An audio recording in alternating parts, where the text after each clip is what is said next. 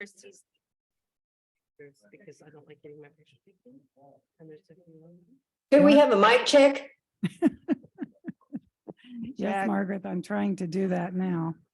I can hear you. Hear me. I'm sure you can hear me. I'm sure you can hear me. How about me? I can hear you. How about me? Now, yes, And me? yes, And me? yes, all good. Okay, good. Thank you. All right. I believe this clock says 7. Yep. Okay, so I'm calling the meeting to order and welcome everyone to the Benton City Council meeting for May the 2nd.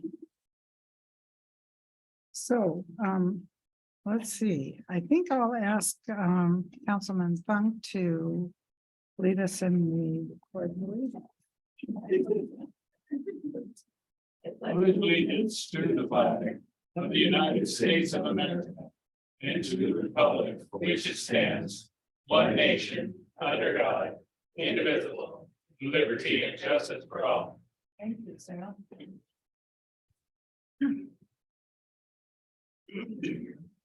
Okay, roll call, please. Councilwoman Wadsworth, Here. Councilman Sandretto, Here. Councilman Reed, Here. Councilwoman Funk, Here. Councilwoman Alcazar. Here. Okay, all present, thank you. All right, moving forward to the consent agenda.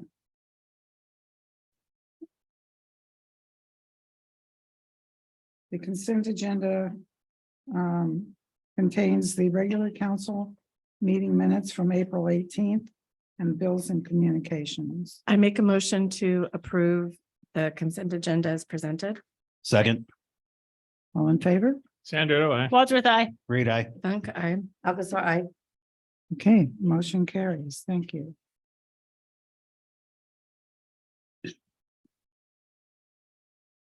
All right, approval of the agenda. Do we have any additions? Motion to approve. Second. All in favor? Sandra, I. Wadsworth, I. Reed, aye. Funk, I. Alcazar, I. Okay, motion carries. Agenda is approved. Are there any visitor comments in the audience for non-agenda items?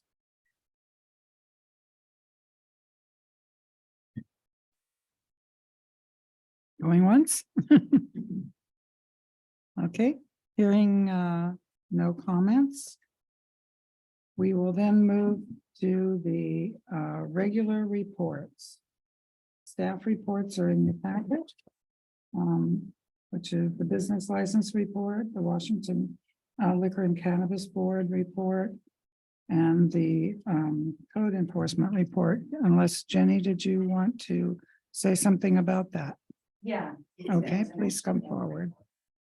Sorry. Did I get it? Yes, please.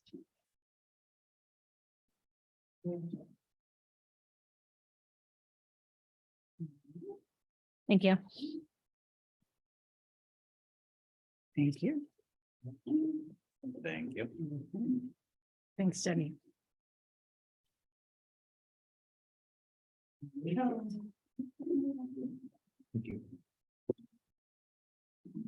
All right, Jenny McCombs, the city of Benton City. So I did 1 month, April 1st to the 30th. The public contacts was 242. That's in person, emails, and the phone. Notice to comply, warning violations, dog control was 8, stop work orders was 3. Junked vehicles 4, weeds, trash, and debris 12, RV, trailer, boats 5, impounded animals this month was 6, 3 were returned to owners, 5 welfare checks and 3 DOAs. Graffiti abatement was 2. Permits issued for the building section was 12. There was 1 new commercial building, 1 new fourplex issued, 2 new residential single families, 2 sewer line repairs, 2 HVAC replacement installs, 2 re-roofs, 2 new fences. Inspection scheduled was 39. Does anybody have any questions? Where's the new fourplex? That is up off of it's 12th. 1205 13th. So it's up kind of by where the laundromat is, and then you got the storage units, and then you got the city park.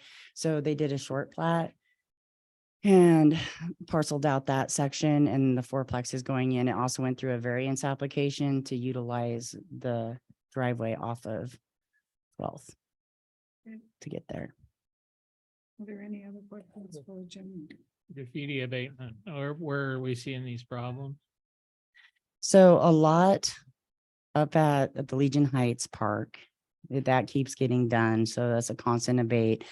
The water tower, of course, I know the guys are got some paint, and I think we're looking at fencing in that area to maybe deter some of that. Sometimes they're running down the alleys, you know. Kids are doing that. They're turning south.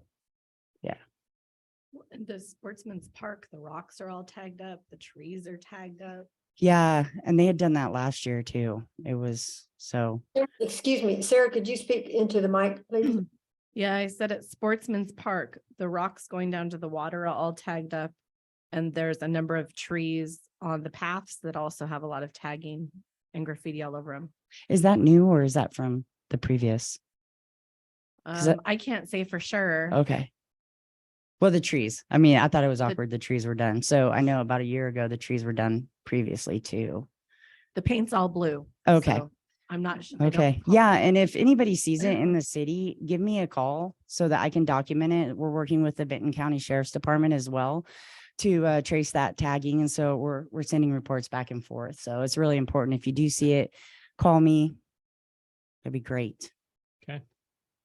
Okay. Oh, and I did want to say something real fast.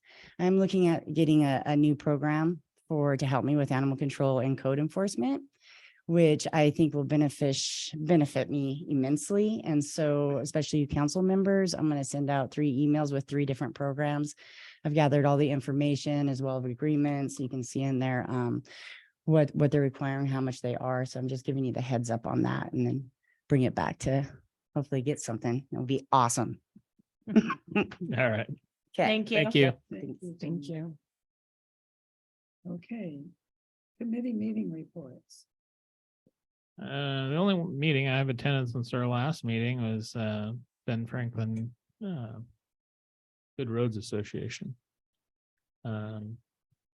Not much to report out of that meeting. We did have a presentation about traffic safety. Something that's been really hit on, and I bring it up at this meeting just because it's a public venue, is construction zones. DOT is seeing a lot more speeders through those zones. They're asking people to use due caution and diligence and slow down. That's all I have. I'm thinking along those lines that a number of years ago, we had the Sheriff's Department gives safe driving lecture or something, discussion to the public. It might not be a bad idea to see if they're willing to come back and have something at the community center. It wouldn't hurt. One of the things that was brought up, and I think I mentioned this already from 2 meetings ago, that they're trying to bring driver's ed funding back Oh, for good. schools. That's great. And the reason why is they're saying that the bulk of the people who did not go through driver's ed are 45% more likely to be involved in a collision. Wow, So that's significant. that's what they're saying since that Let's program hope. fell out. Yeah. So anyway, Okay, thank you. Any other committee member reports? I have Coyote Irrigation District. They startup went pretty smoothly, and then Dan Kipsey was there to discuss the sewer along Ida for new development. Then for Vintner's Vista, and I'm sure you probably know about that. And he and Earl Norman were going out to look at the exact spot where all this was being discussed at that point. So you probably have more since then. I haven't heard anything from, I know their general plan, but Okay. I wasn't sure when they were gonna go out. Yeah, Okay. they were supposed to go out that night after the meeting. Oh, so. okay, okay. Okay, anyone else? Yeah, on April 25th, I attended the TriDeck Quarterly Economic Development Session that they host. So we got on the calendar for Benton City. And what that is it's quarterly Zoom meeting where TriDeck gives a quick update. The ports, the cities and the counties give a quick update, and then WSU and CBC. So we were able to just say on behalf of Benton City, we continue to make progress on I-82 South, and also then talking about the train bridge briefly. So it was, I think, maybe a 45-minute session, pretty quick, just a round table. And we're on the calendar for that again. Good. Good. Thank you. Anyone else? I attended several meetings. I met with the Port of Kennewick. I was asked to give a presentation on the I-82 South subdivision. And that was very successful. Michael Mahaffey and I did a quick presentation overview for the commissioners, and wound up with an agreement that they would help us move forward with some documentation. And I'm hoping that we're going to be able to get some visioning material for marketing, sort of giving the vision of what we'd like to have over there. So that we can keep the idea going that we have in design standards. So that was successful. And just before that, I thought I had an eye doctor's appointment, and it turns out it had been redone. So I had my son drive me, and when I found out I didn't really have an appointment, we went to the Pancake House. And we were just leaving the Pancake House, and I got this phone call, and it was from the new owner of Toyota Tri-Cities.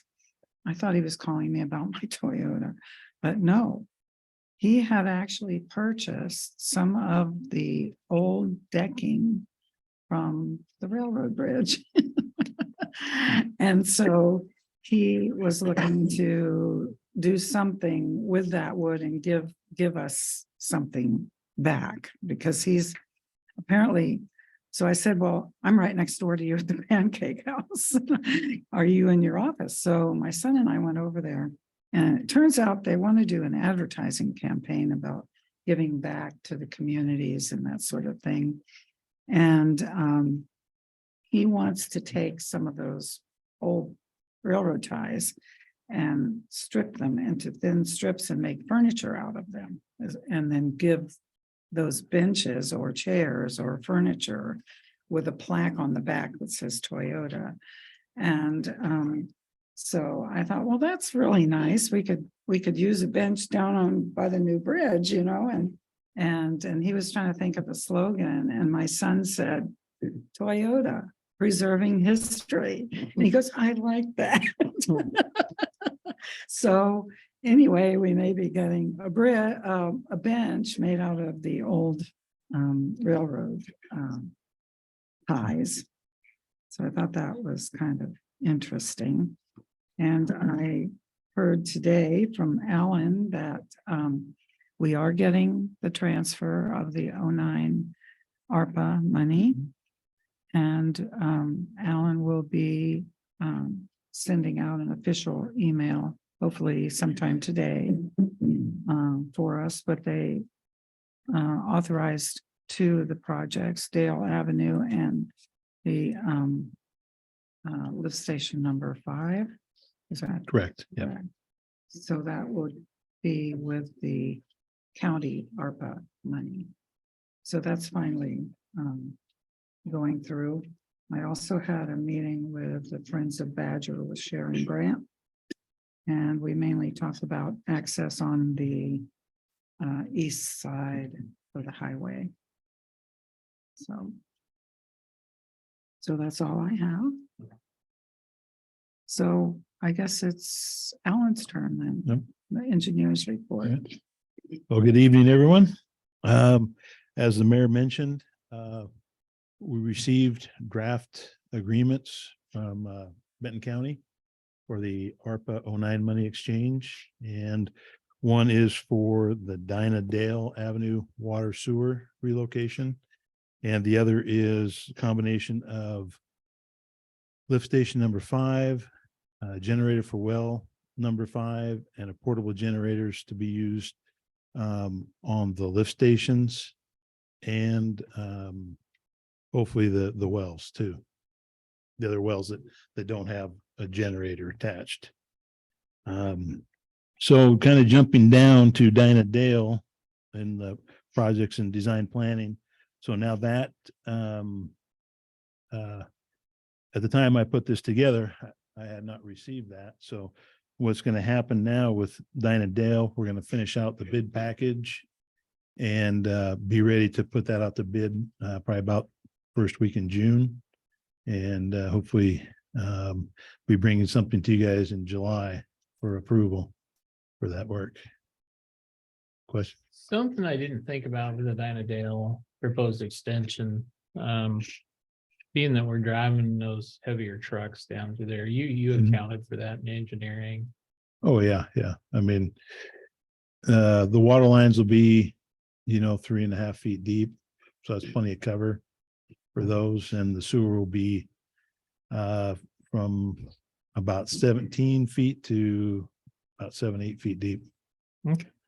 And that's, what's typical all throughout town. So, Well, I was just thinking about the roadbed itself, making sure that, oh, right. Yeah, it'll be a little thicker bed, probably 6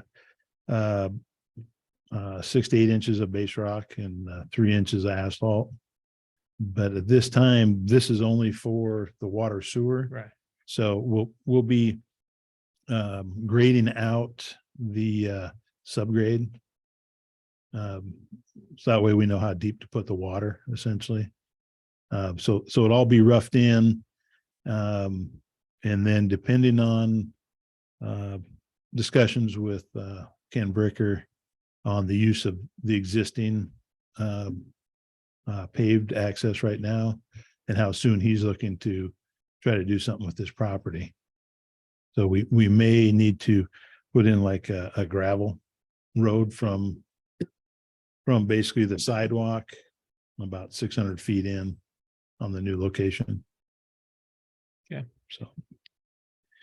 And then so job number 21-110, the recreation and boat launch. And this is combined with this area, the 14th Street Park and the Riverfront Park. We're trying to get a meeting set up with ecology, FEMA, and Fish and Wildlife.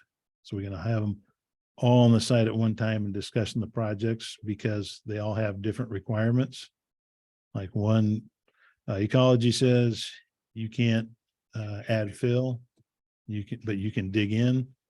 And Fish and Wildlife says you can't dig in, but you can add fill.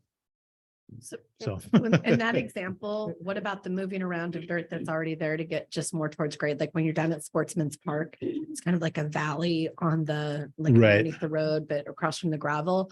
And so what about the movement of a little bit of dirt where cultural survey's been done already just to flatten it out? Right, that's Fish and Wildlife doesn't want to see any essentially disturbance of the material. They said you could fill in the low areas, bringing dirt in, but then ecology is saying you can't. So And- that's And then to the same thing, I know it's on your list, Yeah. but I just want to mention, like, Yeah. does your discussion include like the lighting, yes, that's sprinklers, yes, yeah, all the things, all the Right, things that we yes. always talk about? yep, yeah. And what about gravel, like fixing the gravel then in the parking lot as an example? Like if ecology doesn't want anything brought in, but you're gonna run out of gravel in the parking lot and it's gutted, Right. they still don't want it. Like, what's their solution for that? then? I don't know. That's Part of some the questions we want okay. to figure Thank out what we can do for, annual maintenance of the park, that sort of thing. Thank you. Let's see. So then down to Jacobs Road. So we've been holding off on the design of that, but now we know that we're getting the county money, so we'll move forward with the design of that. So it said only Dale and Dinah Lift Station 5, but not Jacobs Road. So all three of everything we're waiting for the county is authorized in the exchange. Yeah,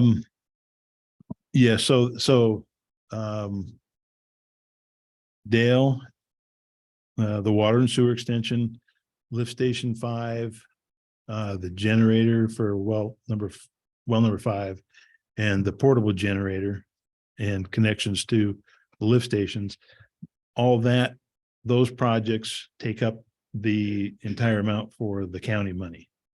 But we wanted to wait until we had the county money before we move forward with design of other things, just in case we didn't get it, so we could reallocate money to where we needed to.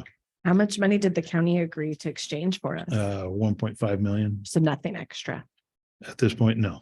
Okay. Yeah.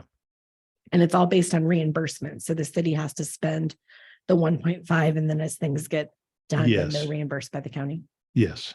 And that money won't be spent all at one time. The first project that will go out the door will be the Dynadale water and sewer.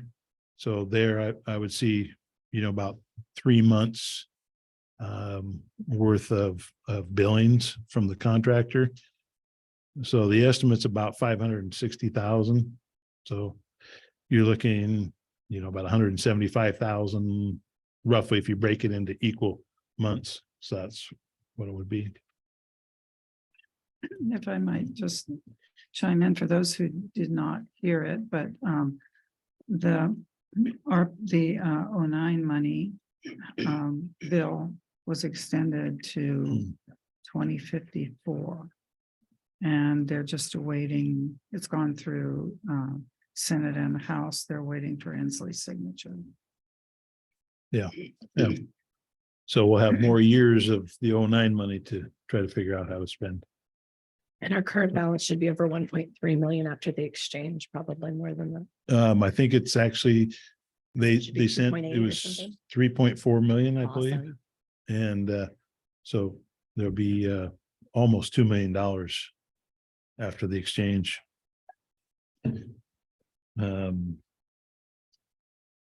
So let's see, the force main, same thing. Now that everything's moving forward, we'll start working on design of that. And they're also waiting for a boundary line adjustment with the adjacent owners. Because that's going to go through part of that property.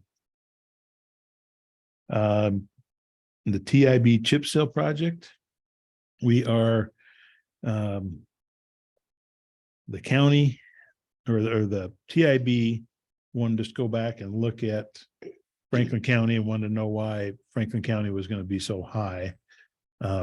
Because in discussions with Franklin County to use an interlocal agreement, they said they had just got new machinery and they said they would probably be pretty high this year to account for that.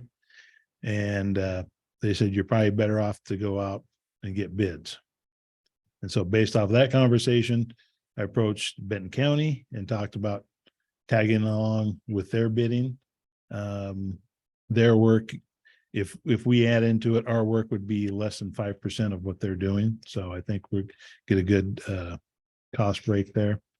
But TIB came back and said they wanted to know why Franklin County was so high. And so we're working with Franklin County right now to get a cost estimate. And if they come in with a good bid, then we'll work with them. If not, Benton County opens bids. I believe it's this week, maybe it's Wednesday. So they open bids this week and we'll know the numbers that they're using for their chip seal. And then we'll have the ability to compare the two. And so we're working to get that done this year. So hopefully in the next couple of months, that'll be done.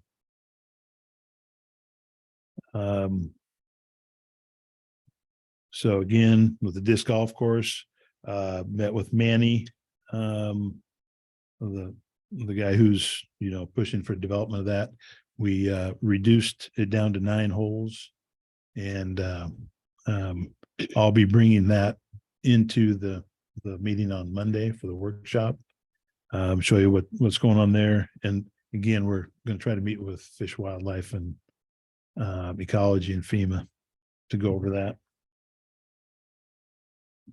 Kind of jumping down to the railroad bridge. The inspectors were on the bridge today.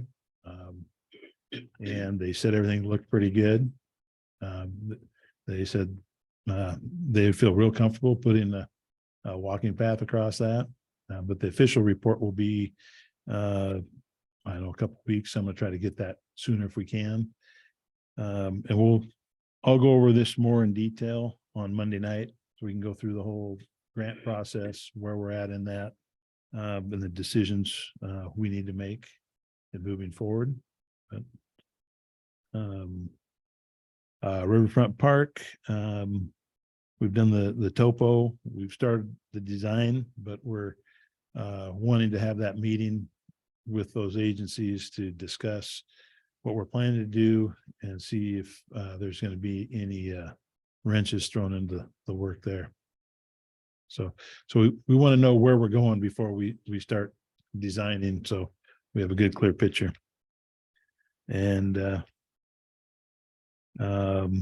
other two projects, the DOT funded projects, the pedestrian crossings and the paved path to the bridge. Those are both out in RFQ, request for qualifications. So in a few weeks, the engineering selection will be made. And then I figure probably about another month after that, and then the selected engineer will start design on those.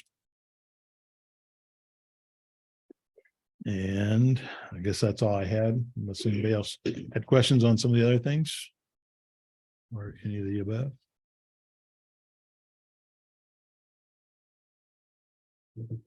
All right. Well, I have a question. Okay, Can we just let the public know what's happening on Monday night for those that maybe don't already know? I'm sorry, I couldn't understand what she was saying. It's a planning workshop On Wednesday night? Monday night. Oh, on, Is that what you're talking about, Miss Jackson? Yes, just maybe date and time and location. There'll be a public workshop for planning for the city on Monday night. We schedule one for every second Monday at 6 o'clock. It's posted on the city's website, and if you want to attend, you're more than welcome. Thank you. okay, thank you. Are there any other questions? Yes, can you hear me? Yes, I can. Could you state your name, please? I'm Kyle Keneal. How you doing? Good, thank you. I actually have a question about the Riverfront Park. I am the property right adjacent to where the river park's going in. I'm a small cattle farm, and I just have one concern about separation between my private property and the Riverfront Park. What the city is thinking of doing, keeping that separation, because I just worry about people coming over here and getting injured or messing with my cattle or messing with my other livestock. Okay, Alan, can you speak to that? I guess at this point, we're in the preliminary stage of the design, so probably like to meet with you and kind of go over your concerns and look at the property line and Okay. the fencing. So well, if you can call into City Hall tomorrow and get your contact information to them, then I will get a hold of you. Okay, yeah, I can do that. Okay, great. All right, thank you. Yep. Thank you. I have a question. Yes, My name's Sherry Longenecker Daly. I am part owner of 10806 East Kennedy Road. And I have been getting a lot of emails about the projects that you're going on with. And usually the only time I get notified is when it has anything to do with that property. So we're directly across from the Conoco. I just want to ensure that it has nothing to do with our riverfront property or anything on that area. No, we're developing on the south side of I-82. That's what I thought by everything that I received. I just wanted to make sure. And Yeah. our riverfront park property is over by the railroad bridge, by the sewer ponds. So That's what I was reading. I just wanted to make sure because I don't usually, I'm out at the area. I'm on the west side and I don't usually get emails unless it pertains to that property. So Right. thank you for answering the question. Okay, you're within 300 feet, I assume, and that's probably why you are getting those emails. Okay, thank you. Anyone else? Okay, hearing none, thank you. then we will close the city council meeting and open the public hearing for the I-82 South. I wonder if there's a chat. We should ask. JB, under more, is that a chat comment? There's a little number 1 next to the end. Is someone else trying to make a comment right now? Maybe. There's a, up by the chat, yeah.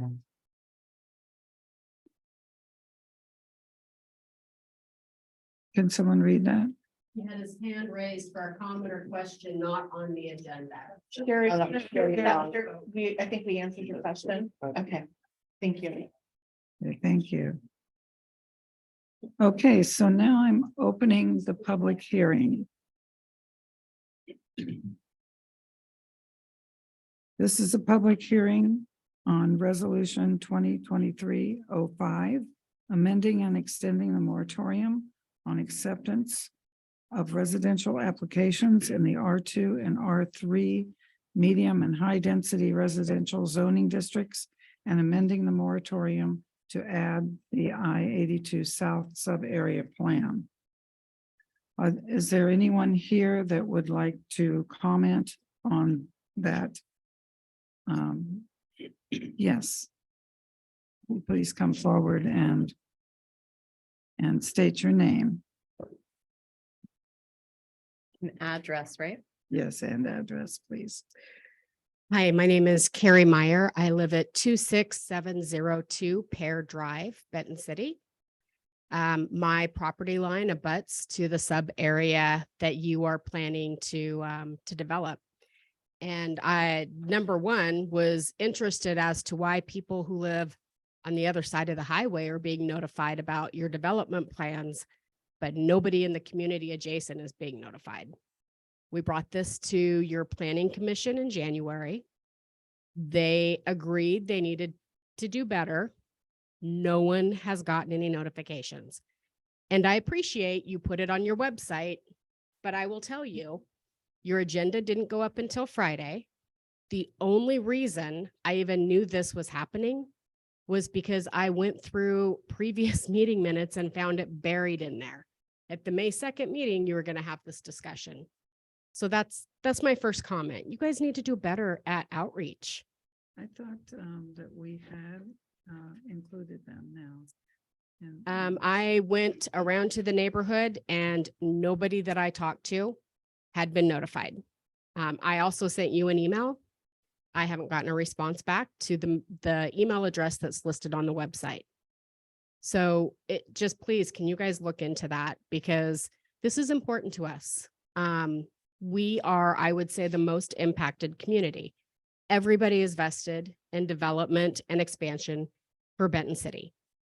But we have a vested interest in the development standards that you are developing and in making sure that those don't negatively impact our property values, the environment. And I am talking the bugs and bunnies, but I'm also talking safety and security, how that's all going to be managed.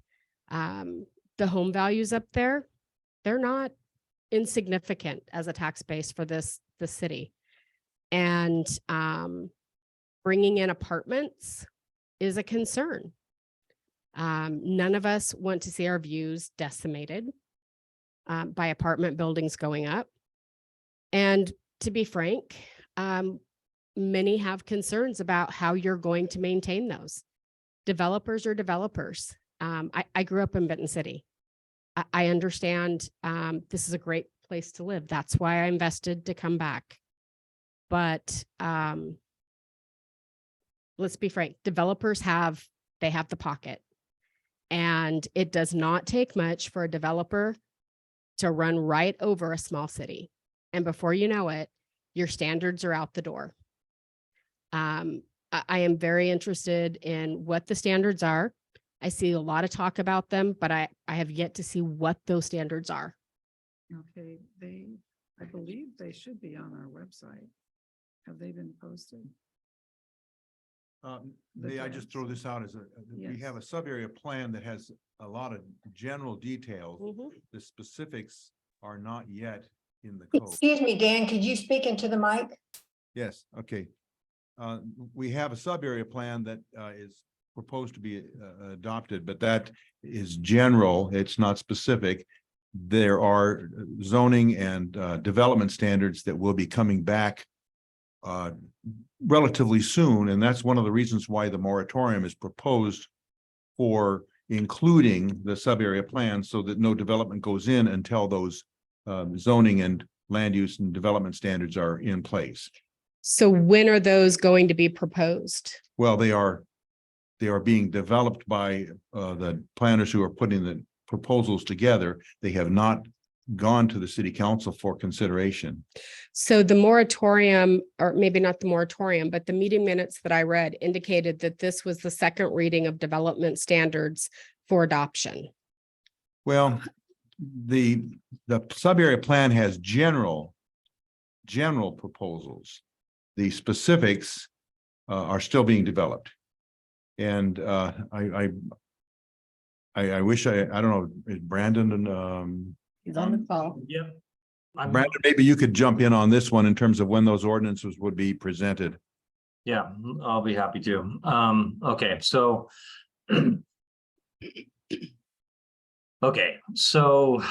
the sub-area, to Dan's point, the sub-area plan was presented to the Planning Commission on January 31st, and that's the required public hearing that was held. And I'm assuming you probably attended.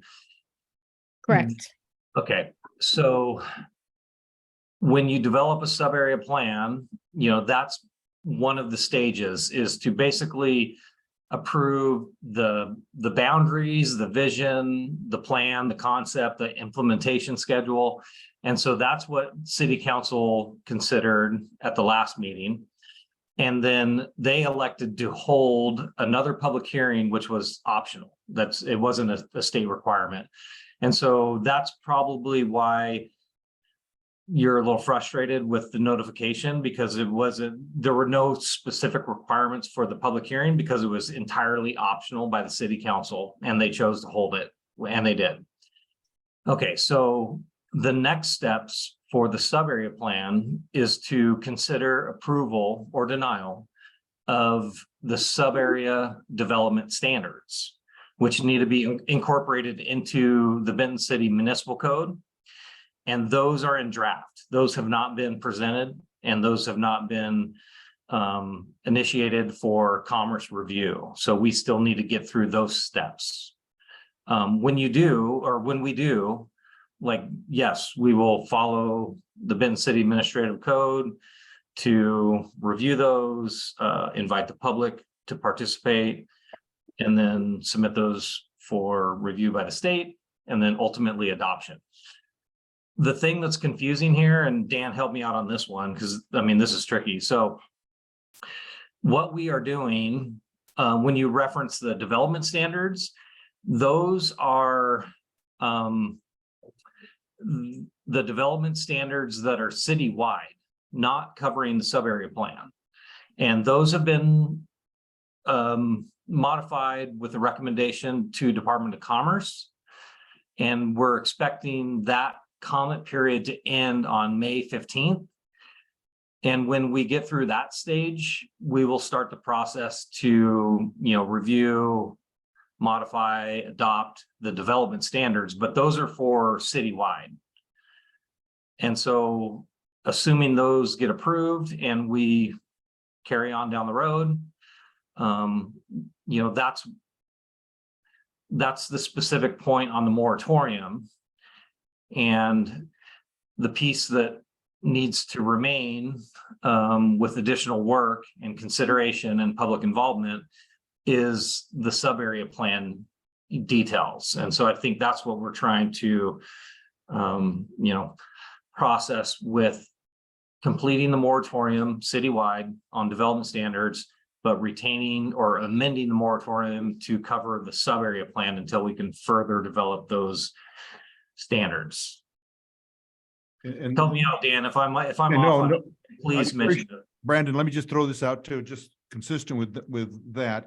The two ordinances, I think that there are two, they could be combined, but it'd be a very lengthy ordinance. The two areas of the ordinance that would need to be developed for the sub-area plan will give the details of the development and standards and zoning restrictions. And those are not, that's the reason why we need a moratorium in place that would affect the sub-area plan, because we don't want development to go in until everybody's had a good opportunity to go through them and the council has adopted them. Very good. That makes sense. Yes, that makes sense. I know that the community very much wants to be part of that process. Like I said, it's to everyone's benefit to see the city and the surrounding areas grow in accordance with a good vision that promotes our town in a beneficial way. And, at the same time, that protects the existing residents. So as you guys are considering those things, I ask that you really make sure that you're engaging the community that is existing adjacent to that. And that you also, as you go through, think about things that can be done to help mitigate some of the concerns. I know that there are considerations to a park and there's a certain level of the shrub step that has to be preserved. Consider keeping a band of that in between the two developments, especially, right up against the Valley View Estate, the city line. You've got a nice little drop that that can be problematic, but we really do want to work with everybody. We want to find a good way forward so that we can help support this. We want to maintain some involvement and make sure we have a good understanding of where things are at. So I will say that about a month or so we had another lady come in and talk to us about. yeah, I think she's here right now. It's right there. Yeah, she lives right down the road from me. We did specifically talk, I specifically talked to the designer, Michael Mahaffey, to make And sure. he's new, right? He replaced the previous. No. He's a city designer that designed Vista Field, and he's Okay. really the one that's doing the creativity, the design of this. And he said that he would take that into consideration, and there may be some spacings or something that we Yes. can do to try to preserve the views. We would really appreciate it. Yeah. And you've got a lot of wildlife there, believe it or not. We hear them all the time. So I thank you. know. Thank you. Okay, did you want to come back up? Okay, please. Okay, Kelly Sayer, 28402 North Pear, Benton City. When we came in January, Commissioner Len Burton, I spoke with him. He did not want it to get past the Planning Commission because he did not think that they had presented enough evidence and enough good design to move forward. Basically, he was outvoted because he was the only one who didn't want to jump right into this. And I'm with my neighbor, Carrie. We're all about development. We understand it. I worked for the city of West Richland for 4 years in the Planning Commission. I get it. But like she said, you got to understand that, and the dust control. I know this area and it's awful. So as it gets forward and we go forward, little chunks at a time are way better than letting somebody just come in and just tear up all the sagebrush and move on. And then leave, and start developing this and then leave that and leave that. So I was under the impression AHBL was no longer going to be the That's project. correct. They're not. So Michael Mahaffey is the designer. ABHL canceled their Nicole contract. Stigley, Yeah. yes. And right now we're contracting with SJC. Is that right? SCJ planning. And then we have currently made an offer and we're bringing on a city planner to take over all those duties. So you'll have a direct point of contact in the future.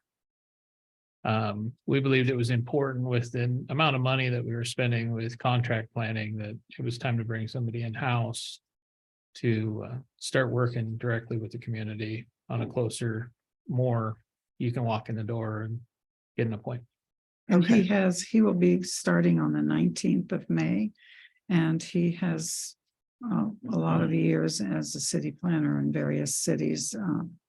Currently, he's in Pendleton. So Okay. he's moving. up So there. basically this is just firewood.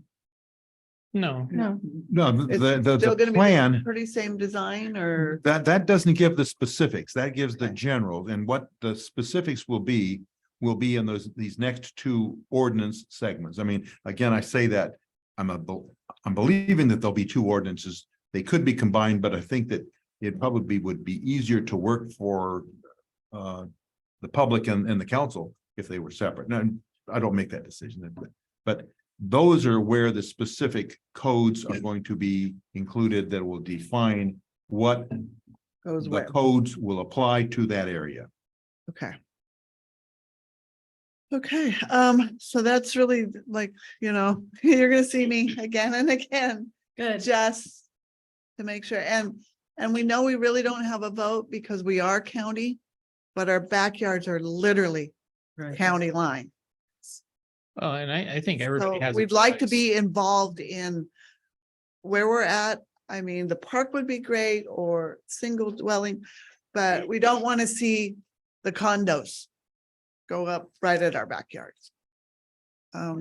We all bought for a reason and there's not, there's the 8 of us along that line that just, Yeah, but what I've seen in the plans is that the apartments are going to be parallel to Jacobs Road down in that area as a transition from the light industrial okay. into the housing. So Yeah, because That's what that's what I it's- thought. The light industrial was gonna be along the road, commercial was down by the Shell station. And then at the other along ends of where commercial. American Rock has built their little, I don't know, I call it Wall. the rock wall, Yeah. the American Rock wall. So as long as we get to at least voice and help in the planning of this. Yes, Well- and you should see these standards fairly soon. I mean, I think we're just weeks away from presenting them, literally. Well, those are the citywide ones. Those are Well, going to the- be some of them. Well, even There the was some, design standards, I just Yeah. don't know what the timetable is on that. okay, And well, I'm I only saying know that he's they been working on. could the be draft, different. So, Well, I wouldn't doubt that they're going to be fairly similar, but so I'd like to speak to address some of the concerns.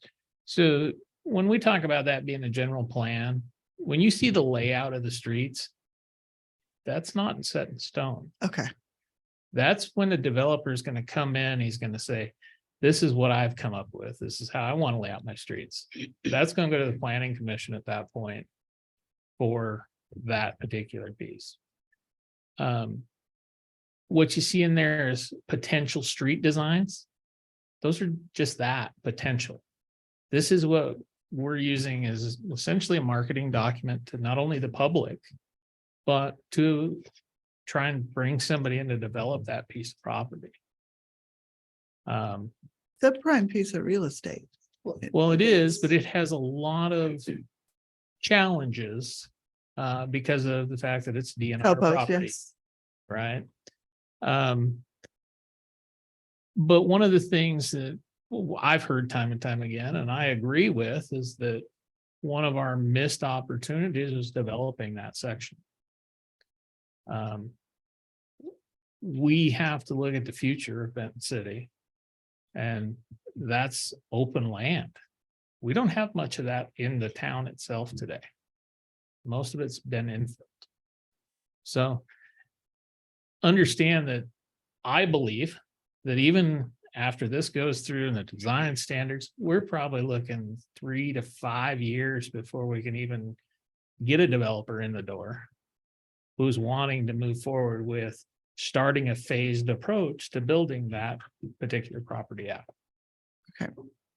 And if maybe to add, I think, you know, when you look at some of the proposed zoning maps and things like that, your comments are all really valid, and moving some of those bigger structures further away, but then also trying to maintain and compromise with some of the lots for potential housing. I think having zoned correctly or suggested can help, even though there can be flexibility in the design and how it might come together. Hopefully that can protect some of the things that are in everybody's best interest, and also provide for, you know, good transportation flow and, you know, other things that matter.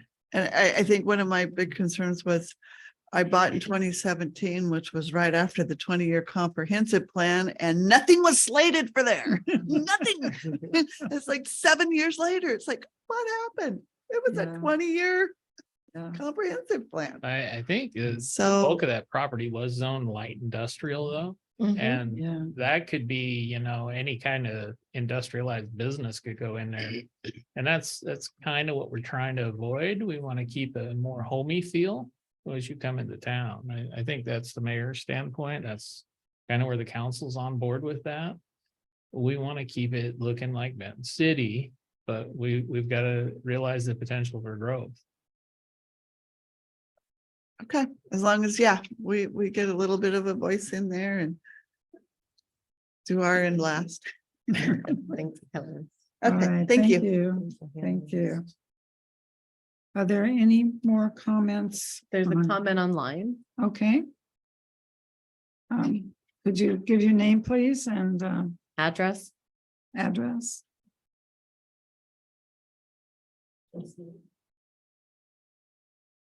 Just me, you have your hand raised?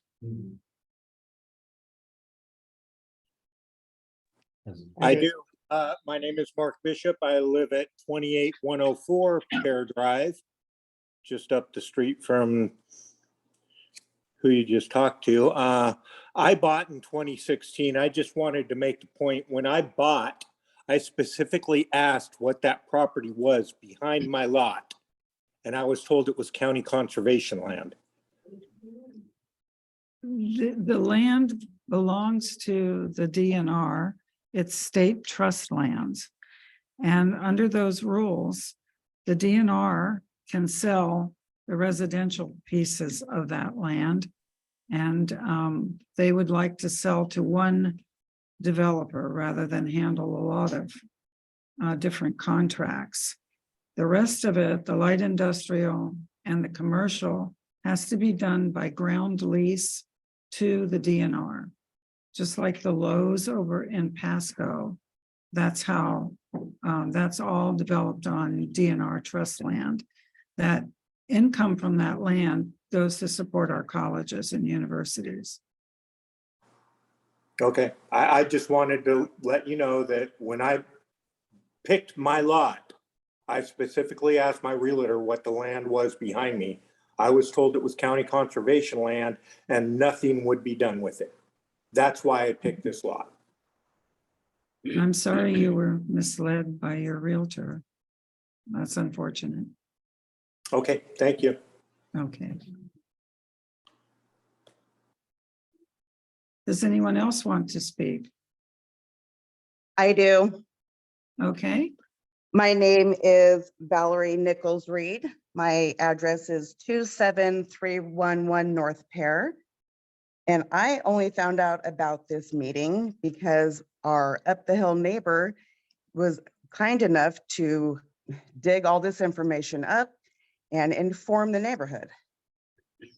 So I have not been notified by emails, even though I've emailed City Hall with a letter in response to the January City Hall meeting where we talked about this sub-area plan, where none of us were invited.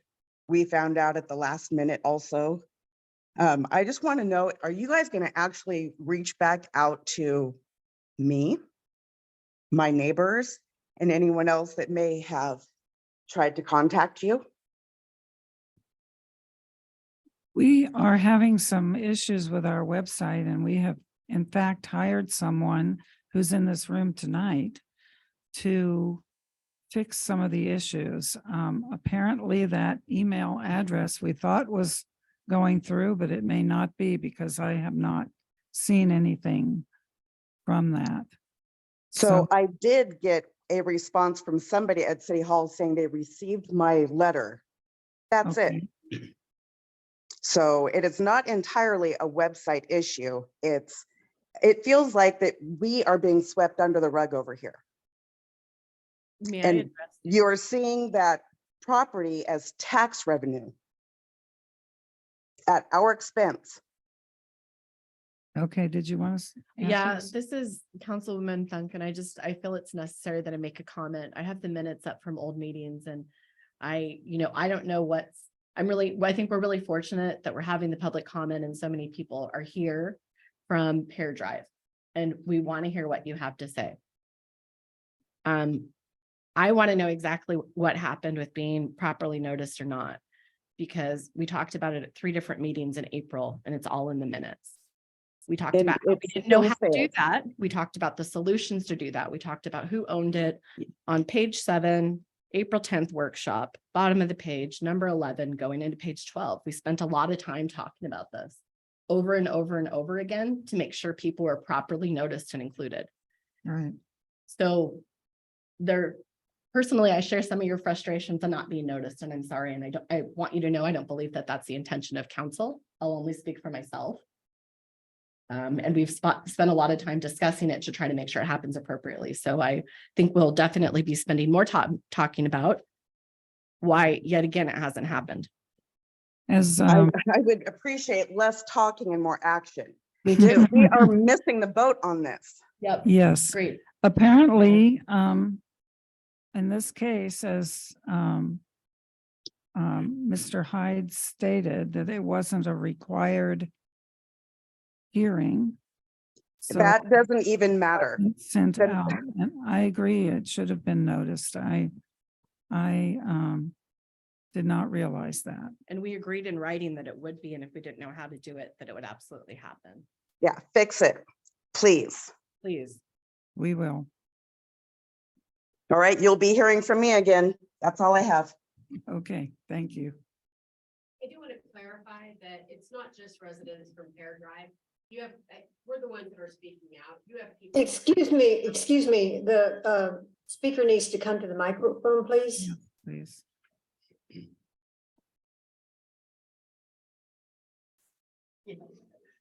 Harry Meyer, 26702 Pear Drive, Benton City. I just wanted to clarify, and I appreciate what you're saying, but it's not just residents from Pear Drive that are here. So far, we're the ones that have spoken. It's residents from around the Valley View neighborhood. And, we want to give support. So help us, help you, help us, help you. Get us the notifications. And it is as simple as, if you don't think the website's working, post it on the mailboxes. I have literally, between me and one other person, we have papered the neighborhood with the meetings that we knew about to make sure people came, and we've gotten people here. It's taken me 30 minutes. Unfortunately, I had surgery. I missed a couple meetings. So, We will do better, I promise you. thank you, Linda.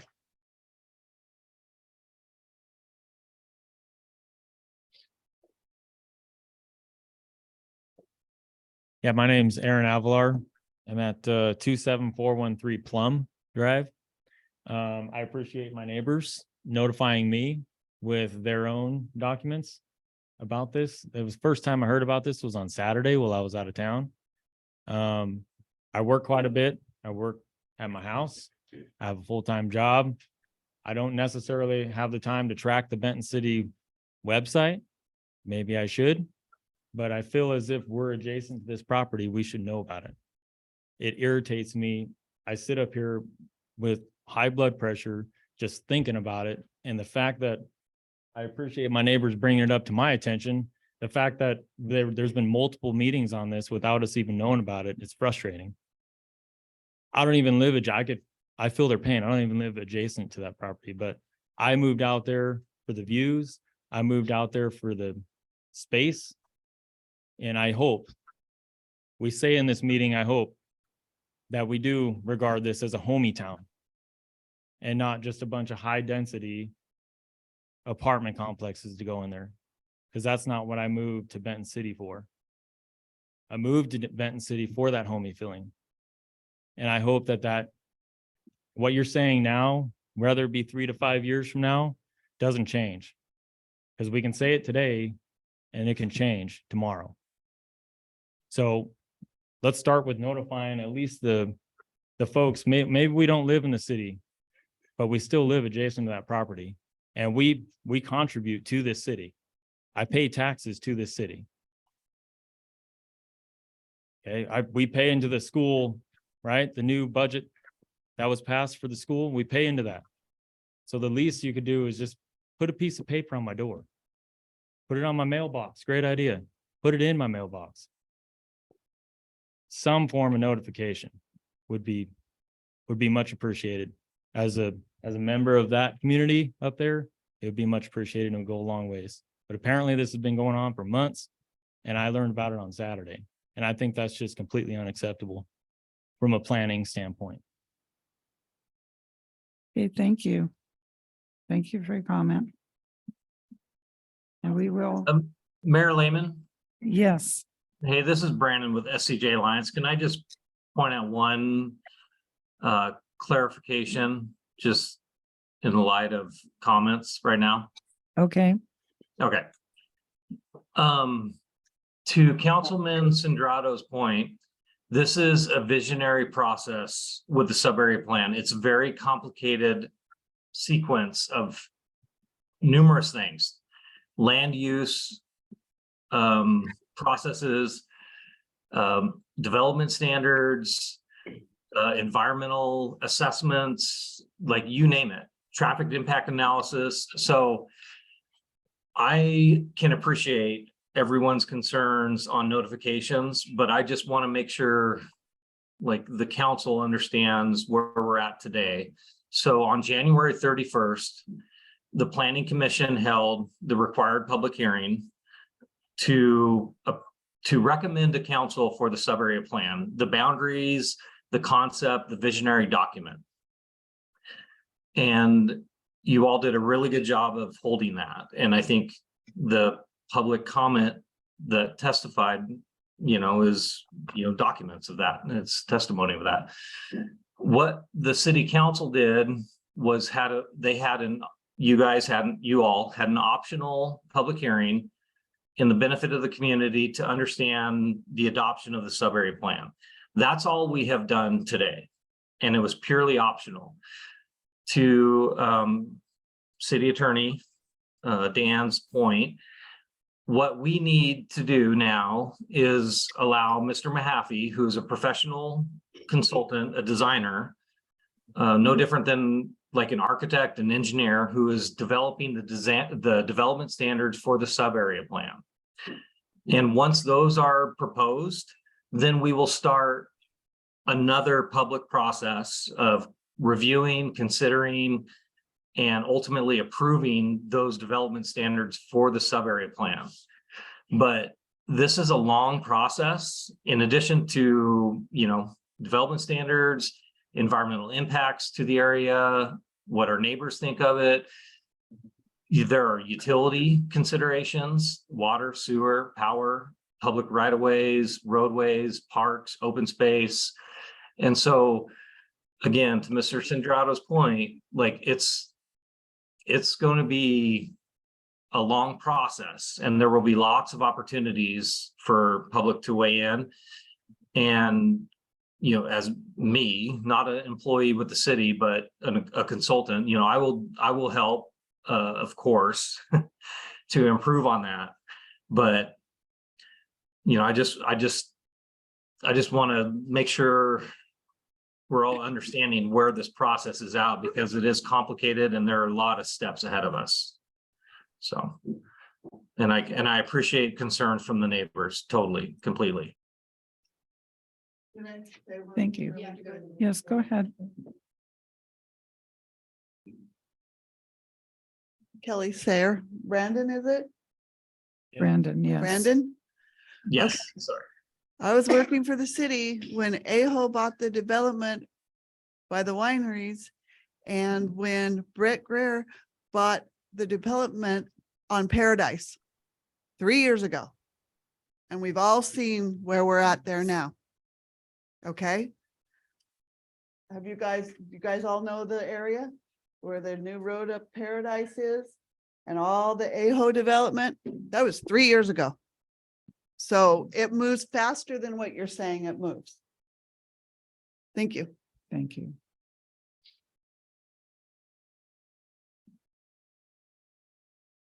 My name is Fabiola Torres. I live at 20903 Plum Place. So apart from the Pear Drive, my neighbors, but they're still my neighbors.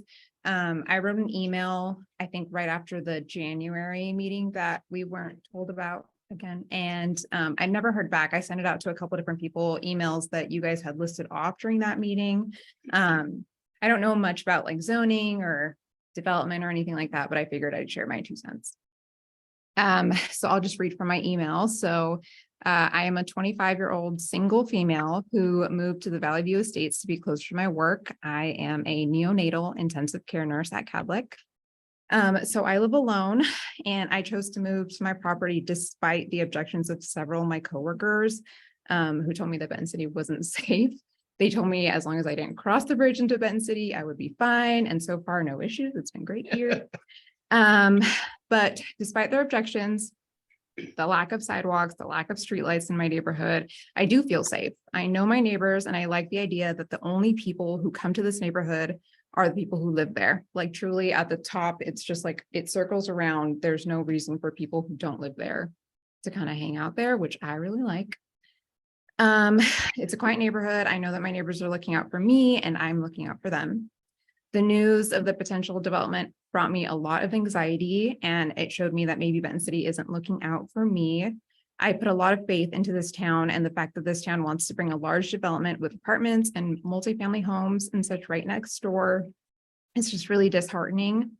I don't think I would feel safe with a lot of people coming and going right by my home, especially people who, I don't know, there are some sketch people in Benton City. I know you guys have seen them, and I just don't want them near my house. On top of this, one of the main selling points of this neighborhood was its large lots and its views. The development would obviously disrupt the views that we paid for, but I do feel like it would decrease the values of the homes in our neighborhood as well. So my big thing is, unless you guys can guarantee my safety, but that the value of my community will stay up, like I really don't support the development at all. Like even if we're working with you guys, like it's my first home. I worked so hard for this, and it just feels like all my work is kind of being taken away from me. I do so much for my community. And I don't feel like my community is looking out for me. Okay, And that's now, kind of the main thing. can you tell me your address again? 20903 Plum Place. Okay, so you do realize you're not in the city limits of Benton City. That's what I was told. Yeah. Yes, you're in the county. So I don't have an opinion on it, or I can't have an opinion. Well, on no, this. you can have an opinion on it, but if you're asking the city to take care of you, you're not in our city limits. Okay. We will, the development area has been annexed into Benton City. So I just wanted to clarify that. So if something were to happen that affected me, you guys wouldn't look out for me. You're not under the city's jurisdiction. But the development So is. whatever, like utilities, things like that would not necessarily come from the city to you. That would be through the county. So anything that happens in your area is in the county it doesn't apply. We don't have city zoning. We have no jurisdiction on your property. Thank you for proving my point. Thank you. So I think what she's really trying to say here Okay, is that if you're going to bring in all of this, so she moved out there recognizing it's the county. okay, And those are all benefits, right? She understands we don't have sidewalks, we don't have lights, that's the county. But the community you're talking about, because the property line or the city limits runs right back there, that's gonna bring in other elements. And yes, because we're county, we're just stiffed. Nobody's gonna consider what that means for us. Traffic's going to increase. Multi-family homes. Who knows? Are they gonna be low income? Not that there's anything wrong with low income. That's how I grew up. But how are you gonna manage them? How are you gonna maintain them? How are you gonna protect the safety of the community that's staying there? That's all she was saying. She wasn't Okay. asking you guys to all right, provide that. okay, all right. Well, we're going to do our best to have a very nice development out there that everyone will be proud of. That's our vision. And we're setting our design standards so that it looks nice. Police will be patrolling it, the sheriff, just like they do here. So. I'm sorry, what Sure, police? what else? What about the fire district? Do you cover that out there? Fire district 2 covers that area. Same service in your city Okay, with a very low Hello, IS, you guys hear me? which is good. Hello? okay. So someone else wants to speak? Yeah, can you guys hear me? Yes, we can. My name is Joel Gomez. I'm on 27213 North Pear Drive. Okay, Last time we spoke about this, I brought up a point. All these buildings are coming up, all these houses. Are we gonna have room for all these people in our school districts? The superintendent, last time he spoke, said that there was no plans to build new schools. Where are you gonna stick all these kids that are gonna come into these new developments in 5 years? I guess I can't answer that. I think that's a school district question. I know School there will district, that's be the city a limits? number of houses. I can't answer that. Does anyone know? Yeah, How the the school superintendent district- last said that there was no plans for a school. I can answer, 'cause that's what he said. So what are we gonna do? Are we gonna build a new school? Or not? Because he said we weren't. That's entirely up to the school board, what they do to handle their children. The city does not have any jurisdiction over that. We need to Mayor plan Lehman. ahead Yes. For what's to come and not just do a development without having a place. to Brandon, put it. did you want to address that? Yeah, I'll provide a little bit of insight on how that process. Shady, can you mute your phone? There's some feedback there. Okay, so I'm gonna throw out a hypothetical. Okay, I'm gonna throw out a hypothetical. Somebody's phone.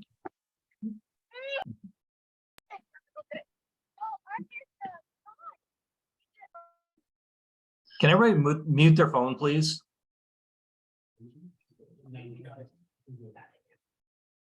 Okay, so I'm gonna throw out a hypothetical. Let's assume there's 200 acres of the sub area in entirety, the boundaries, 200 acres. And everything gets approved, and then we, the city council, approve development standards for that sub area. What's required to build out? Which will have zoning districts and requirements for buildings and roadways and dedication of parks and open space and protection of environmental areas. And so next step is X developer comes in and says, Benton City, we have a plan for 50 acres of this sub-area plan in this section of it. And this is what we want to do. That developer is going to present a proposal And that's what's going to start the evaluation of everything involved in that sub-area plan. One, that meets the requirements of what's approved by city council, which is yet to be determined because we haven't gotten there yet. And make sure that the development is meeting those requirements. And then the second step is going to be understanding what those impacts are for development and making sure that that developer is adequately responsible for impacts to Benton City that support their proposed project.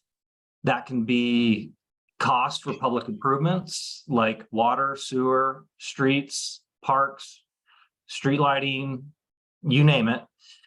That will also be like impacts or requirements for other public service amenities, police, fire, library, schools. And so those things will be evaluated, and some of that will be on the responsibility of the developer. And some of that will fit into, you know, existing programs and policies and directives through, you know, local agencies, city, districts, sewer districts, water districts, irrigation districts, library districts, school districts. And so, you know, that's the process. There should not be any proposal that's approved that is going to be a direct impact to those not involved with anything happening in the sub area plan, other than, you know, I mean, the city council has the discretion to approve the plan and everything that, you know, all the subsequent steps that come with it. But, you know, back to my point, an impact to the school district will be evaluated when there's a proposal that's, you know, propositioned on the sub area plan through Benton City, and the school district will weigh in on what's required there. I have a question. Thank you, Brandon. I hope that answers your question, sir. Yeah, it did answer it. It all falls to the plan, then the developer will oversee, make sure we have enough. Okay, thank you. I have a question, please. Yes. Oh, just like that. I'm not done speaking, but okay. Thank you too. Thanks for listening. My name is Cynthia Jackson at 1307 Babs, and this doesn't pertain to me specifically, but I am concerned for my community as a whole. With 200 acres being proposed, excuse my ignorance, but how many homes and multifamily facilities is this planned for? Do we have a number on that? Do we know how many? So I'll take this, Brandon? Mayor. I'll take this, Mayor Lehman.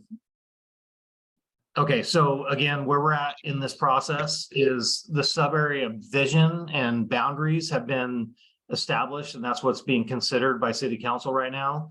What's yet to come are development standards, which are going to be defining like what's allowed in the sub area plan based on the proposed zoning that's in the visionary document. So that says, hey, we want industrial area, we want commercial area and some residential, and we want to protect parks. That's the level of detail that's been proposed right now and is being approved. The subsequent steps are going to be establishing like development standards and like level of service for utilities and public safety and all those things. And so right now, we do not know what the densities are, you know, what the proposed housing units are. You know, those are, again, to Councilman Sandrado's point, those are the subsequent steps over the next, you know, realistically several years that are going to transpire. So we don't know that yet. Well, I think that there is a huge miscommunication gap. Definitely people are not hearing from the city, just like we didn't hear from the city for expansion on Babs Avenue. And there's always an excuse. Now it's a website failure, before it was a not understanding. of putting sending out all the information to the residents who live nearby. And my biggest concern goes back to the previous person who was stating that she's concerned for her safety. You guys are addressing the school a little bit, and you're addressing other things like utilities, but we don't have full coverage of our sheriffs for the community, and that hasn't been updated from my understanding since the 1980s. So you're bringing in 200 acres of commercial and multifamily units. Yeah. But we don't have any security. Huh? No, fucking R2, R3. Yeah.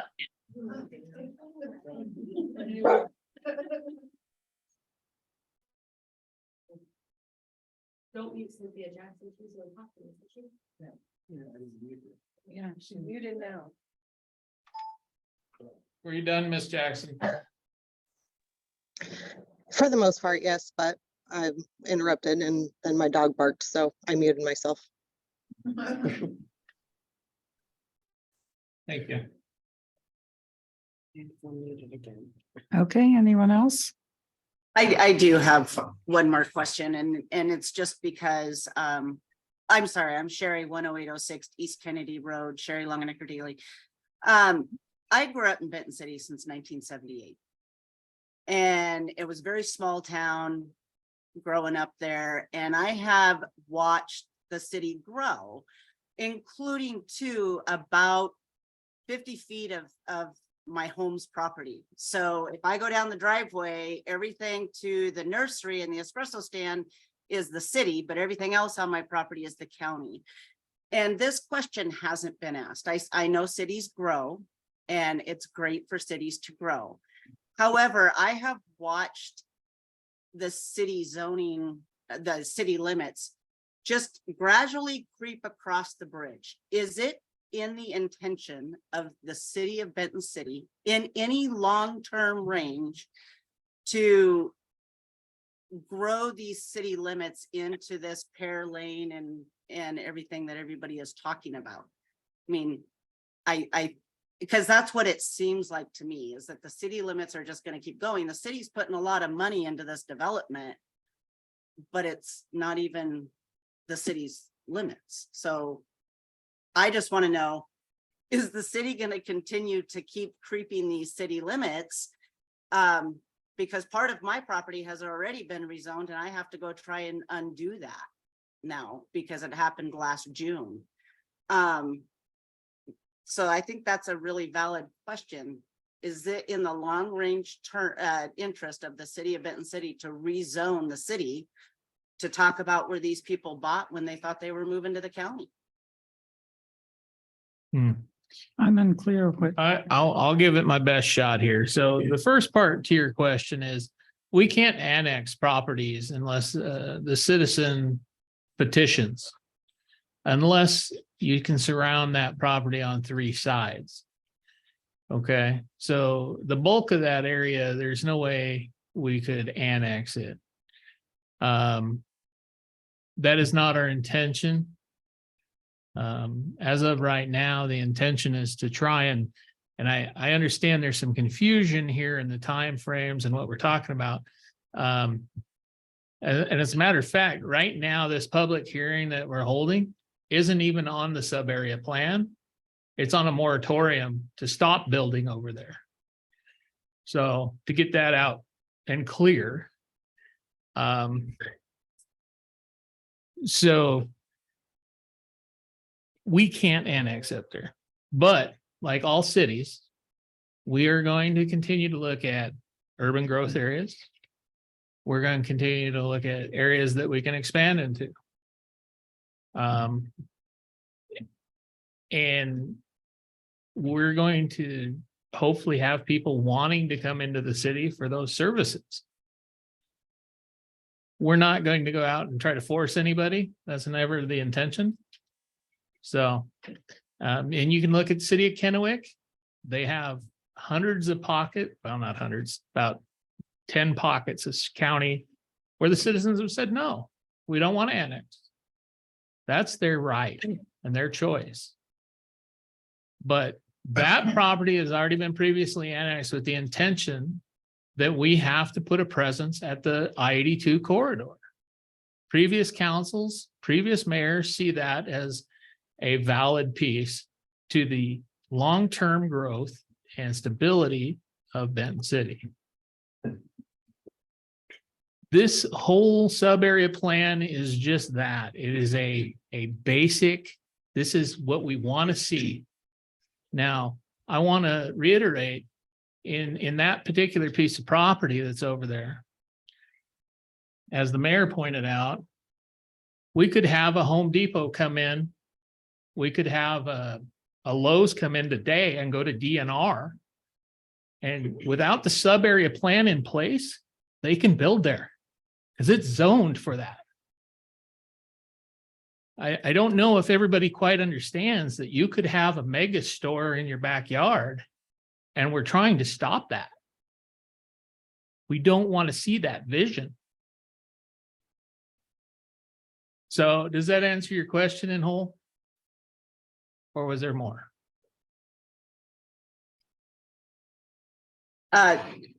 It just, I am the only part on that corner from the canal that is not in the city, except for that 50 feet from the canal to the corner of the garage is city, but everything else on my property is county. And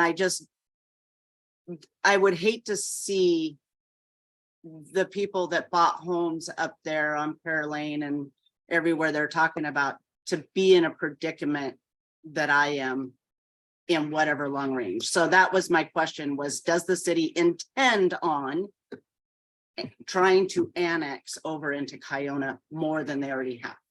So yeah, you sort of answered it. Yeah, there's no intention by this council to expand the city limits any greater than it is right now.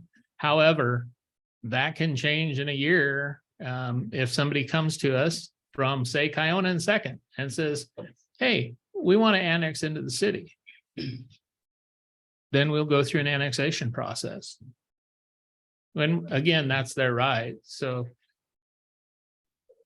I don't believe my parents asked to be annexed. The city came to us and asked to annex the store and the nursery.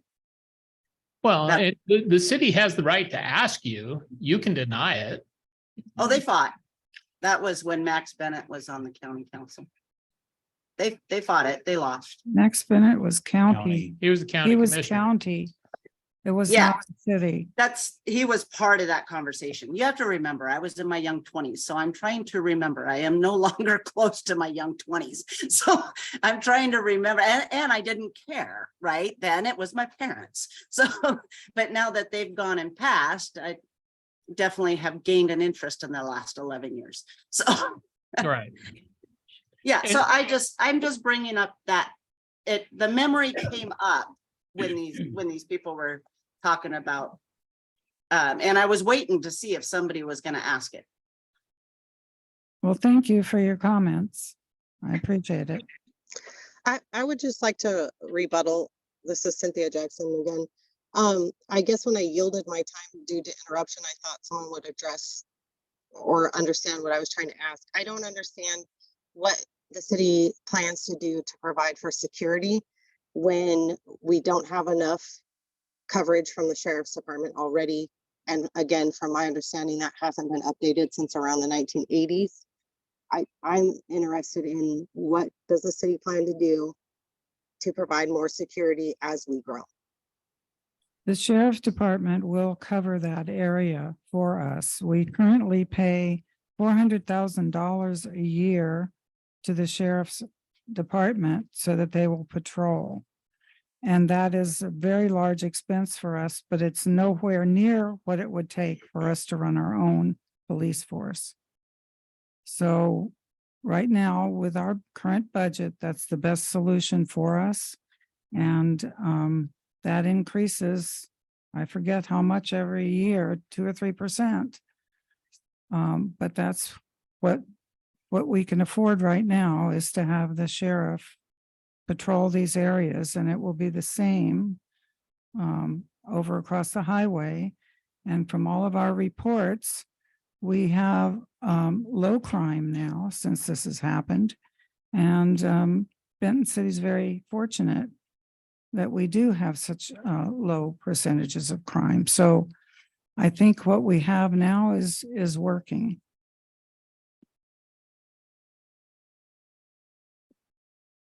Okay, are there any other comments?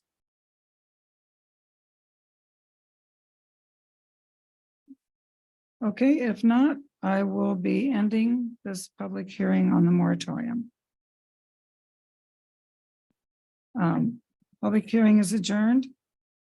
And I will reopen the city council meeting. Council meeting is open. So the next item on our agenda is discussion, items for discussion. The first item is the contract for information technology services.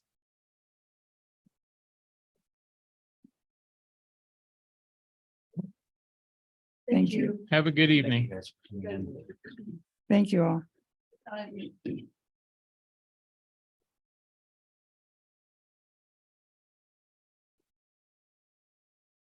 Okay. God, I hate it. I sound angry. So Carla, did you want to handle this one? I do. I have sent out a few requests for different IT assistance. We haven't gotten anything, so Brandon or Dustin comes in and does quite a bit of work for us. And he just got done with the fire station and has them set up. But we are in need of getting our network set up and running because we all have to be on one page with that. And we're not even close to doing that. Excuse me, Carla, can you speak into the microphone? Yeah, sorry. So anyway, I'm requesting that we. Madam Mayor, may I have the floor? Yes, you may. I had the pleasure of working with Dustin over at the fire department. And despite best efforts, for lack of better terms, the network, the emails, everything over there were 2003-ish For what? for a lot of the equipment that was over there. Yeah, we bought the last server in 2009. Within a matter of 3 days, Dustin came over and I bought it. totally upgraded our system. Brought us up to speed. He did a wonderful job. And I know with the bids that the fire department put out, he was way below everybody else, but probably did a better job. The other thing I liked, he was very personable to work with. Couple of upfront speed bumps we ran into. Give him a call, remoted onto that desktop, and Yeah, he went to work. The guy is really sharp. He's very good. We really like him. And we need to get rid of our 2003 equipment.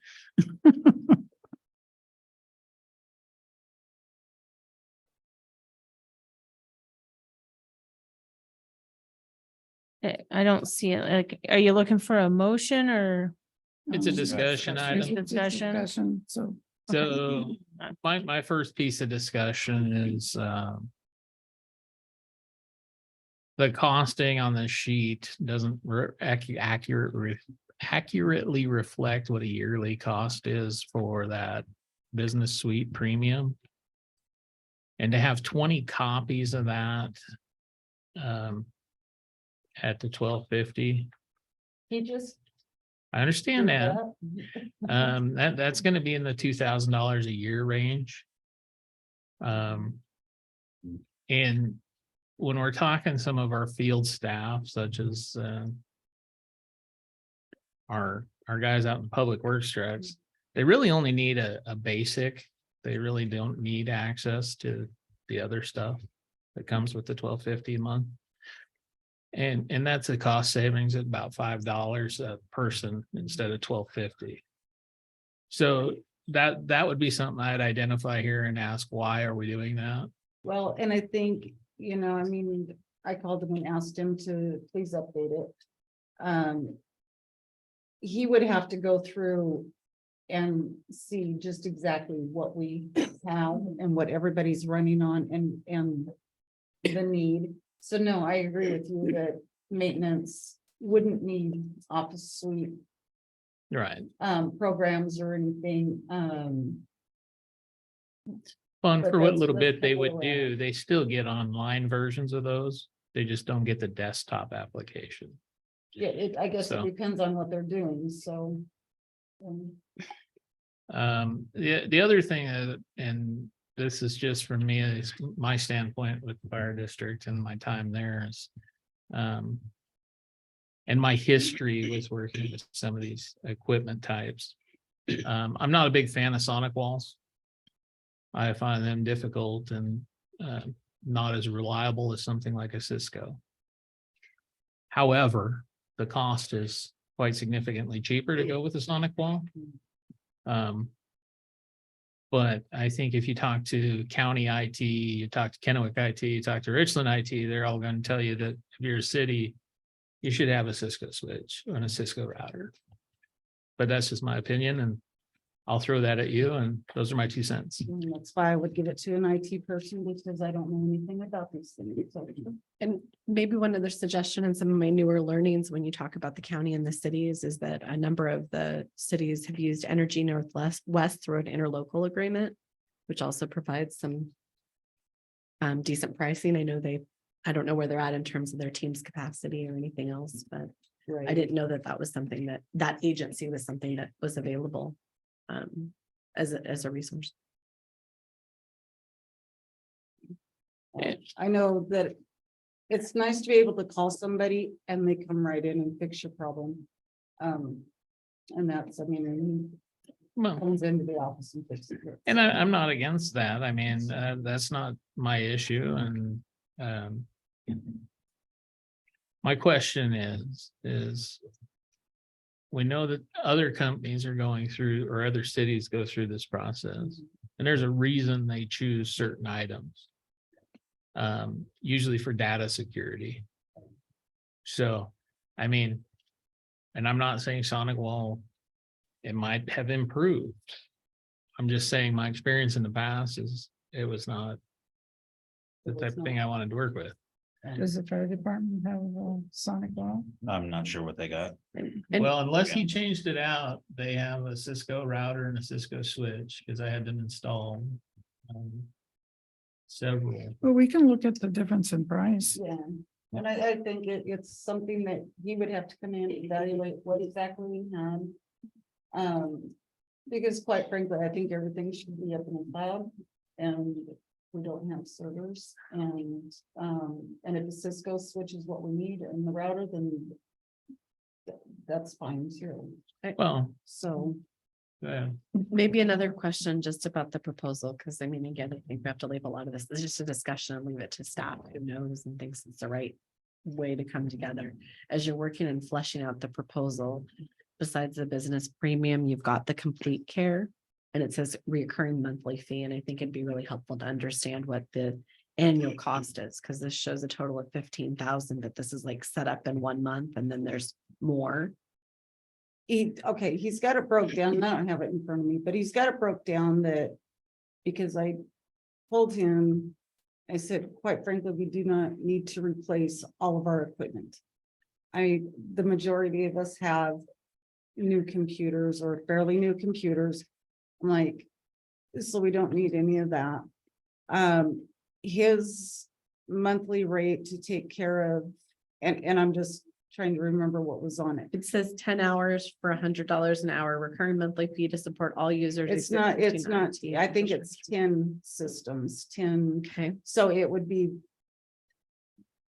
The 10, $1,000 a month, it's not much. that is to have, to where we could call him, he would fix it. So what I'm saying is the quote that we have presented though says $15,000.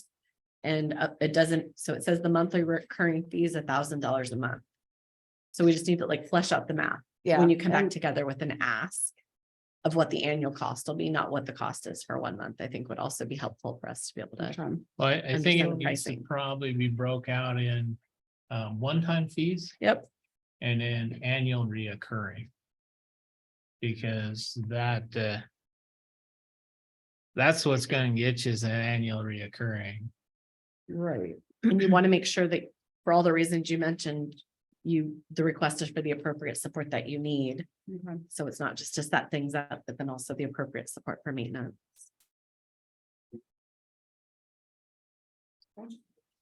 Okay, we'll ask them to come back with that revision. Okay. That's budgeted, right? I suppose when it else? comes back for Is it- approval, it'd be noted if it's budgeted and the yellow Okay. sheet would be filled out, I guess. Just curious.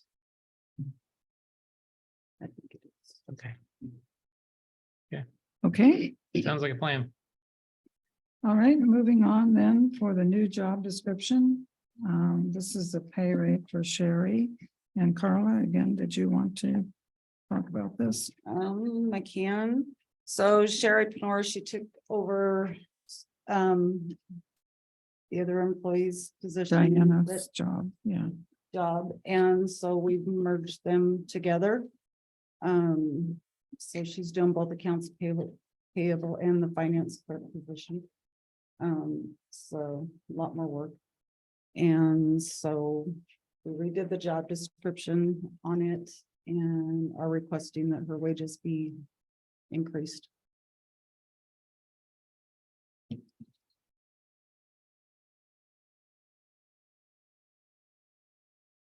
Any discussion needed? So what was her job title before? Sorry, I just want to clarify. Finance clerk. She was the finance clerk, and then when the Diana person left, they were the accounts payable. And so now she's doing both. She is. Okay. At the That's rate just- that the The former person is making. Yes. okay. So this obviously is gonna take an adjustment in the annual salary sets to, yeah. Right. If she's okay with that, I'm good too. Yeah, she's done more work. A lot more. Yeah. She's busy. She's doing the job of two people now. Yes. Do we need to have this approved on our next meeting? Or is this discussion only? I think there's an approval to amend There's the a- salary matrix, so. We probably need to approve this later, I think, do we not?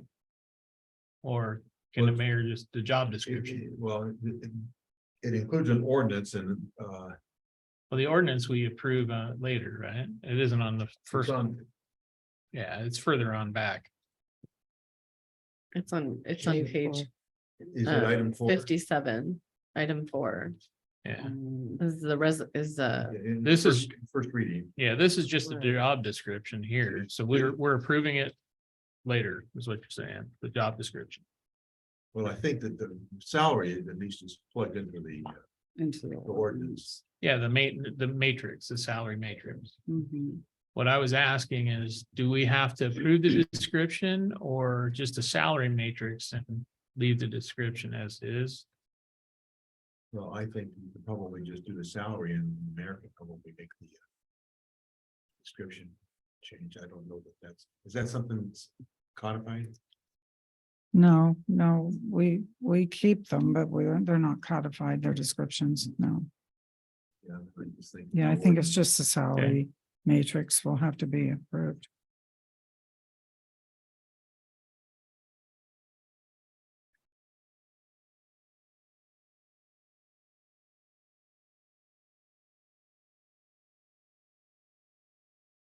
And that's item 4.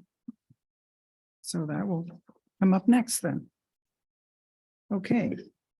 So we should move on then to items for approval.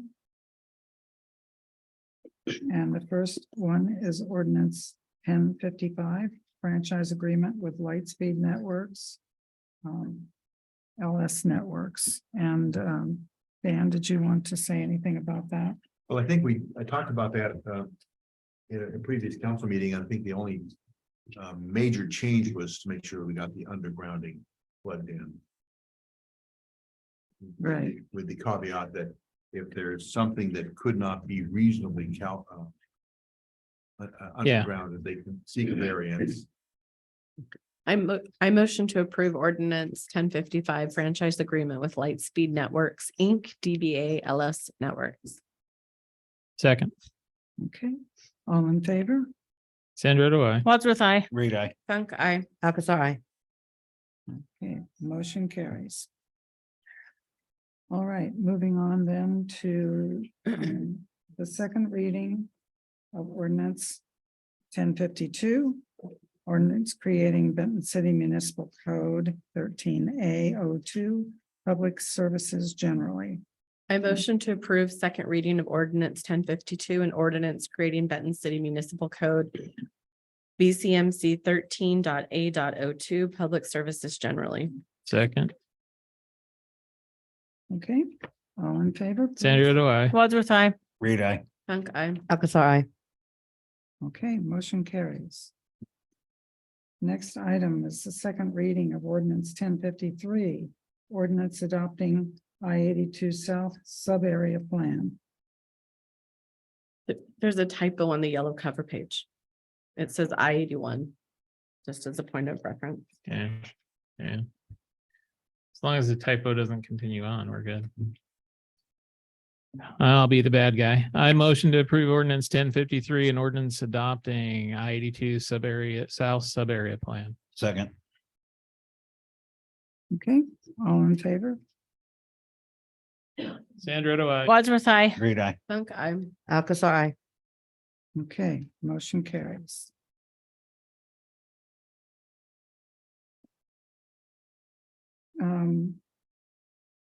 Item 4, ordinance 1054, amending ordinance 1051, salaries and benefits. I motion to approve ordinance 1054, amending ordinance 1051, salaries and benefits.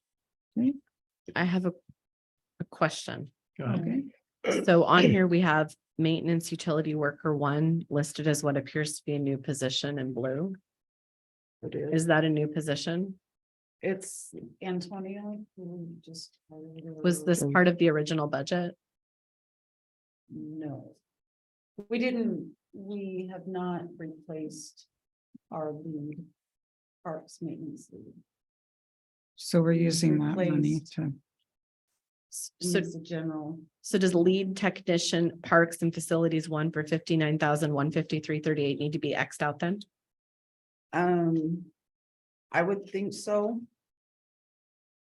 I'm not comfortable approving this until it's fully updated. I think that that's a problem. I had it out before and was. I think we might want to fill that position. So I'm confused if we added another position.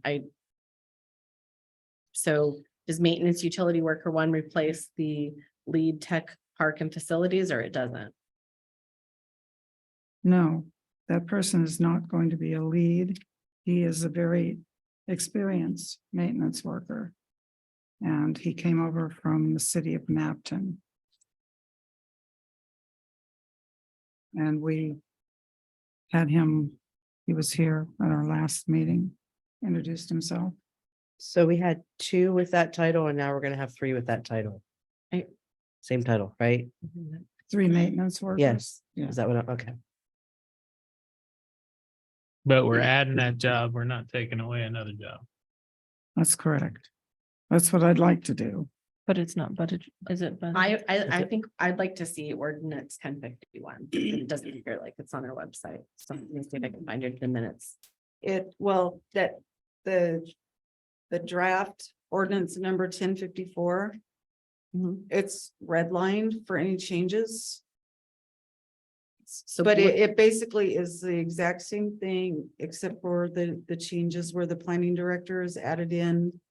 The finance clerk accounts payable clerk is, the finance clerk is eliminated. And it's combined with the accounts payable.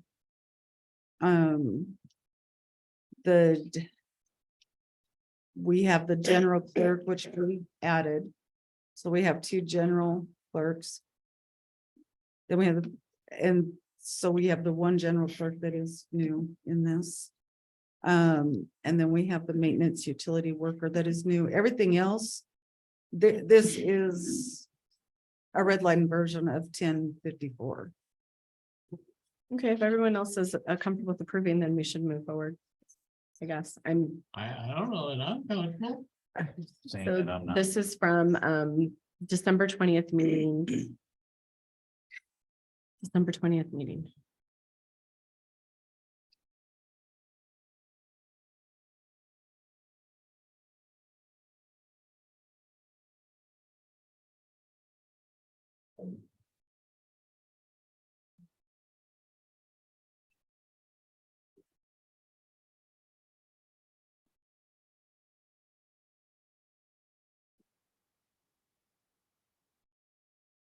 Okay, PDF from the December 20th, 2022 meeting, PDF page 139. Ordinance 151 has, I don't want to write on my monitor, just a second. 1, 2, 3, 4, 5, 6, 7, 8, 9, 10, 11, 12, 13, 14 positions.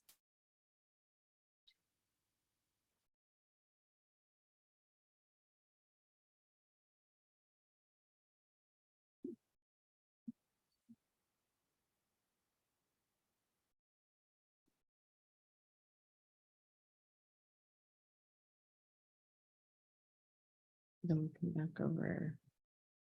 This one. This one has, we knew we'd add the planner, and the planner's not on there, so that would take us to 15 people. Discussions that I'm aware of that we were having. I'm seeing 17. 17. 18? Well, you take out the one crossed out in red. Finance clerk. So we Yeah, have but you're 18 adding plus one. the one back in, that's in blue. That's the same person though. I'm I'm counting 17 too. Yeah. Yep. So it seems like there's 2 more people on here than before. So maybe you have a printed The copy, right? planner is one. So we know the planner, planner's mhm. one. So we have one other addition. So we start from, if we go from ordinance 1051, there's 14 people listed. And then we have planner, which gets us to 15. So those people are city clerk treasurer. Do you have that on your list? Deputy clerk 1, or excuse me, deputy city clerk, finance clerk, general clerk accounts payable, general clerk 1, part-time clerk, 1,500 hours. Okay. WWTP supervising operator 5, lead tech parks facilities 1, lead tech utilities streets 4.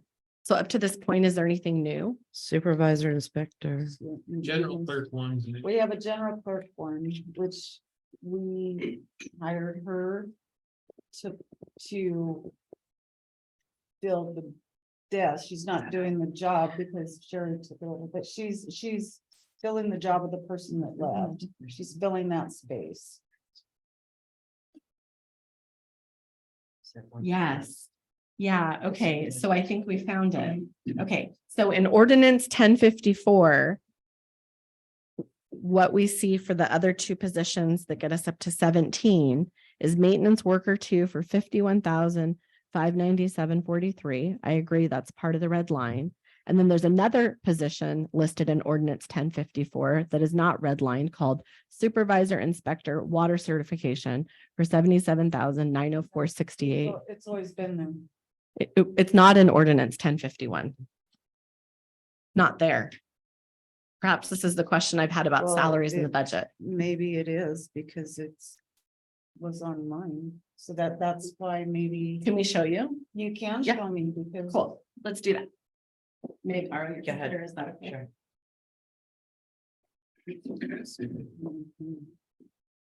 Okay, so here's the, Because I'm looking at it. And here's mine, it's right there. so this is what was in our packet that got improved. Right? Water treatment plants, it's just listed differently. This person's not there. That's That Jose, position's not that's on there. Jose, so he's been here for quite a It's while. not listed on here though. Let's see. 1051 from this meeting. They don't, your ordinance you have printed doesn't agree to what's in the packet or what we approved. From 10:51. Correct. 22. So that could be one. That could solve the big budget mystery of salary. Why we were sitting there going, what are you talking? Because what we have published and what we approved in the council meeting and packet is different than what the city's been using.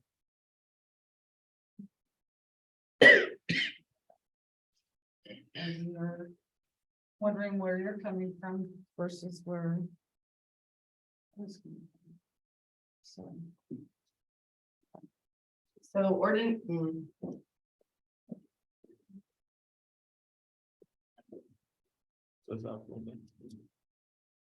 So it appears that ordinance 1051, which was adopted and approved by council on December 20th, 2022, was missing one employee for 77,000. 904.68 for supervisor inspector water certification. Just wasn't included in here, which means in ordinance 1051, we actually had 16 people, and now we're just talking about going to 17. I don't know, And now he's there's been another approved for what, maintenance 2 utility years? worker on here that wasn't there. It was like 2 years ago when he was appointed to that position, so that's interesting. It didn't get put in the.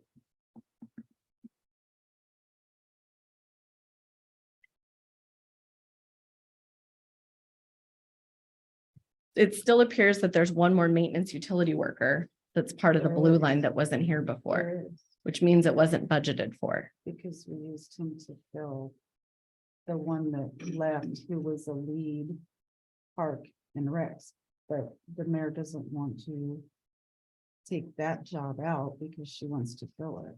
So technically it's an extra. It's an extra position. Yeah.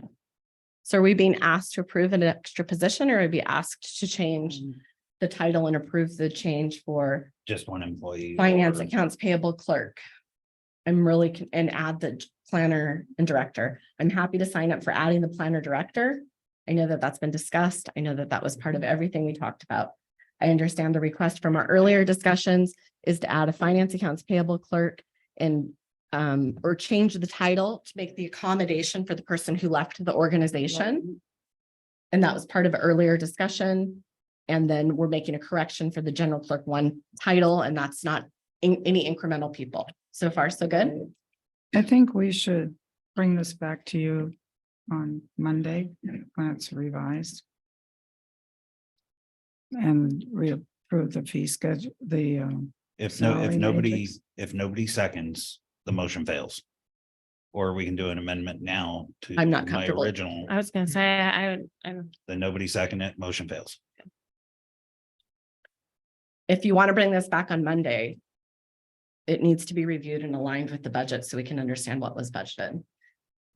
So we just approved to take Sherry's position, take two positions, combining into one for Sherry's. But we're just adding a third maintenance utility worker. And you want to keep the lead parks facilities. We're not combining those. And so that appears like a new position, and when we have to approve all that. Yes. And our ordinance 1051 was missing an employee who's been here for a long time. So happy to talk about it more. Appreciate if you can take the time to go through the lines in the budget and just In get it to the agree. interim, we have I an understand the employee difference. that's working. That you're not approving the salary. Maybe we can talk about it in executive session too. Or it died. So we're on to the next thing, right? Yes. We're on to the next thing, great. Okay.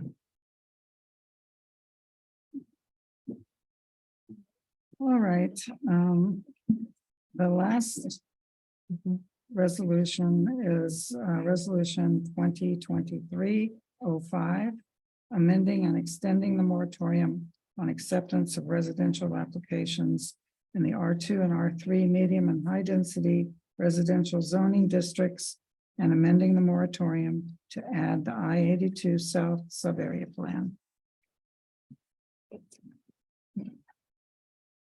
A motion to approve resolution 2023-05, amending and extending the moratorium on acceptance of residential applications in the R2, R3, medium and high density residential zoning districts and amending the moratorium to add the I-82 South sub-area plan. Okay, all in favor? There was a motion. Do you want a second? Oh, Need a sorry. second. Second. Before we vote, can I ask a question? Yes. Based upon the commentary that we received, should the moratorium also be amended to include other development applications in the sub-area plan within the moratorium? Because right now there could be some non-residential development. I'm only asking that as a question. The moratorium originally related to residential applications. Moratorium was amended in draft form to include the sub-area plan, but it would still only be residential unless, and I'm only going by listening to commentary. Are we, And we didn't think about this before. well, I It don't. doesn't have So then commercial commercial in could it. come in and develop. Correct, and do we want to amend this moratorium scope for the sub-area plan to include all the. I've got to ask somebody more important than me. Brandon, can we call out specifically all residential, commercial, industrial building in the sub-area plan or not?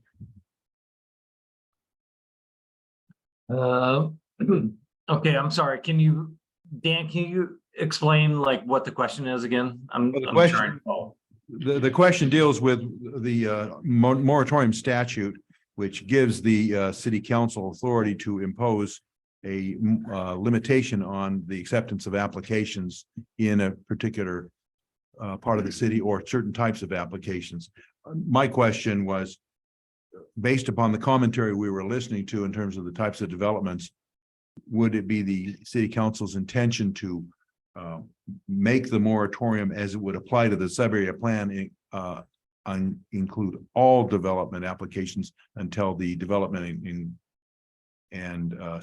development standards and zoning is? Yes, because we will have standards for commercial as well. Yeah, I agree with Mayor Lehman. Absolutely. The moratorium should cover 100% of the sub-area plan, just because we need a lot. There's just stuff that has to happen. That's just where it's at. Yes. Can we amend that tonight? Yeah. I'll make the following amendment. I propose amending the moratorium to add the I-82 South area plan and all zoning applications and building permits in that zone. Sub-area plan. Does that work? Doing. That would work. That'll work. Okay. Yeah, I think that's good too. Can I get a second to my amendment, Second. please? All in favor, Sandra, aye? Wadsworth, aye. Great eye. Funk, aye. Alcazar, aye. Can we have a vote on the original motion now? Sandra, aye? Wadsworth, aye. Great eye. Funk, aye. Alcazar, aye. Okay, good. Sorry, Madam Mayor. And with your blessing, I'll Make the make the adjustments. adjustments in the document. Okay. All right. Motion carries. Thank you. All right, we will have a 5-minute break. Or we go into the executive session. Do we need to extend the meeting since it's going after 9? No, 10. After 10. Come on, Sarah, we got an hour. We need to announce, this is for personnel and estimated period of time. Okay. This next period of time. Um, Give me a number, Dan, because I'm gonna double it. Okay, but this isn't mine, so I don't know what we're talking about. This is personnel. this will take probably at least 20 minutes. Okay. And if we are going to discuss other issues, personnel issues. I have and another personnel issue. Then that might take another 10 minutes. So 10, 15. Okay, so we are going to adjourn into executive session at 9:10. We will be back at 9:40. Thank you. JV.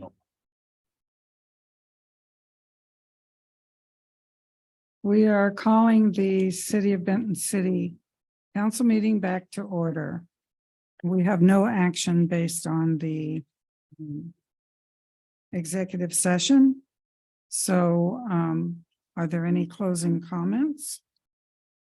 I have one. I would like to make it on public record that I have had a citywide email since December 2022.